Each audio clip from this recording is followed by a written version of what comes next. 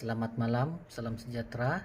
Nama saya Leo Sibidol, nomor metrik 268390. Hari ini saya membuat video untuk tugasan individu, yaitu mengulas satu teori berkaitan komunikasi.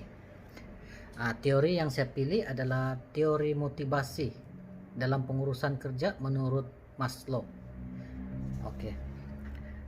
Teori ini seorang ahli psikologi klinikal Amerika, yaitu Abraham Maslow, telah memperkenalkan satu teori tingkah laku individu yang berkait rapat dengan tingkat keperluan. Beliau berpendapat sekiranya seseorang telah dapat memenuhi semua keperluan dalam hidup, maka individu tersebut telah berjaya dalam menentukan hidupnya. Maslow mengaitkan kepentingan manusia semua tingkat keperluan dengan tahap motivasi individu dalam pengurusan strategik.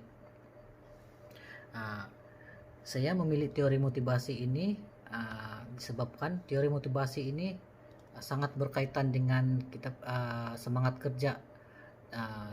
Seperti saya, seorang anggota BOMBA, motivasi itu berkaitan dengan, menurut Maslow ini, motivasi dalam pengurusan kerja menurut Maslow ini sangat berguna. Ada beberapa kepentingan teori, yaitu pertama, yaitu untuk keperluan fisiologi, yaitu merupakan peringkat asas dan rendah tapi paling penting dipenuhi oleh seseorang pekerja terlebih dahulu, termasuklah keperluan dari aspek makanan, minuman, pakaian, dan tempat tinggal. Yang kedua, keperluan keselamatan. Ia merupakan peringkat keperluan yang kedua dalam teori menurut Maslow. Keperluan keselamatan merupakan keperluan asas manusia sesudah keperluan yang pertama berjaya dipenuhi, yaitu keperluan pertama tadi, yaitu keperluan fisiologi.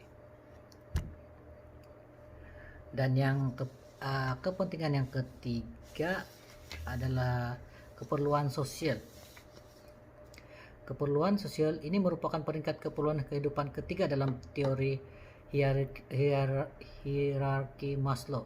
Keperluan sosial ini dianggap penting kepada individu apabila keperluan keselamatan telah dapat dicapai sepenuhnya oleh individu. Keperluan ini akan dipenuhi apabila individu merasakan dirinya adalah sebagian daripada organisasi, merasa diri disayangi dan dikasihi, perasaan mempunyai teman dan merasa diperlukan oleh organisasi.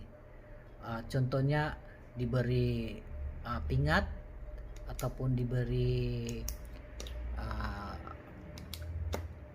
EPC, perkhidmatan cemerlang. Ini akan memotivasikan pekerja untuk menjadi lebih baik dan menjadi lebih bersemangat untuk bekerja dan memperbaiki kesilapan-kesilapan yang ada serta kelemahan-kelemahan.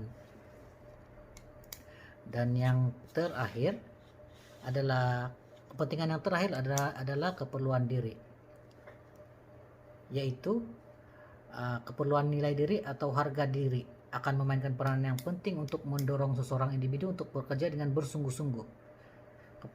Contohnya keperluan nilai diri ini adalah seperti seseorang individu itu merasakan dirinya dihormati, dihargai, dan diktirap oleh pihak pengurusan strategik organisasi. Ini adalah sangat penting untuk menjadi seseorang membuat kerja dengan sangat baik.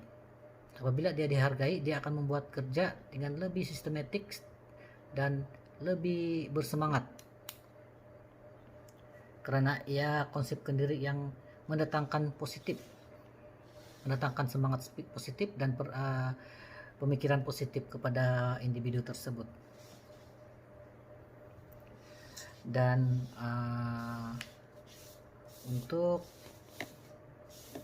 kepentingan motivasi untuk rumusan rumusan keseluruhan, kepentingan motivasi ini boleh dilihat dalam beberapa sudut. Motivasi akan menyebabkan individu sentiasa mempunyai minat untuk mengejar kejayaan, sama ada terhadap benda atau individu lain, ataupun apabila individu mula menghadapi situasi mengejar sesuatu perkara, benda, atau orang. Terdapat dua jenis motivasi yang bertentangan akan timbul pada masa yang sama, yaitu motivasi mengejar kejayaan dan motivasi mengelak kegagalan. Fenomena psikologi ini disebut sebagai konflik menuju mengilak. Motivasi boleh dianggap sebagai motif penggerak kepada individu dalam pengurusan untuk membangkitkan minat dan semangat dalam berurusan. Untuk membangkitkan minat dan semangat dalam berurusan, sebab sekiranya kita ada minat dan semangat, kita akan menjadi seorang yang sangat bermotivasi, dan nilai kerja akan lebih tinggi dan lebih baik daripada yang lain lah. Oke, itu saja daripada saya. Terima kasih.